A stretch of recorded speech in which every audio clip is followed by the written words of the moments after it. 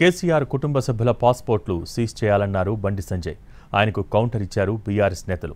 కేసీఆర్ను తిడితే BJP MP ticket ఇస్తుందనే ఆశతో ఇష్టం వచ్చినట్టు మాట్లాడుతున్నారని మండిపడ్డారు.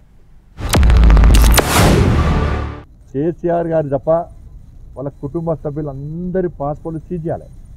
గతంలో ఉన్నటువంటి ఇప్పుడు ఓడిపోయినటువంటి మాజీ శాసనసభ్యులు కానీ మాజీ మంత్రుల యొక్క పాస్పోర్ట్ కూడా సీజ్ చేయాలి, స్వాధీనం చేసుకోవాలి. ప్రజలాస్తులు దోచుకున్నారు, ప్రభుత్వాస్తులు దోచుకున్నారు. ఎంత అరాచకం! అంటే రేవంత్ రెడ్డి గారు నమ్మకం ఉంది, పక్కా ఈ పాస్పోర్ట్లను సీజ్ చేయించండి దయచేసి, లేకుంటే దొంగలు పారిపోతారు. వీళ్ళు బిల్లా మొత్తం మూటమని జరుపుకున్నారు. ఎక్కడ విచారణ ప్రారంభిస్తే తొందర దేశం వేరే దేశాల్లో మారిపోయే ప్రమాదం ఉంది. వీళ్ళు అక్రమంగా సంపాదించిన ఆస్తులను స్వాధీనం చేసుకోవాలి.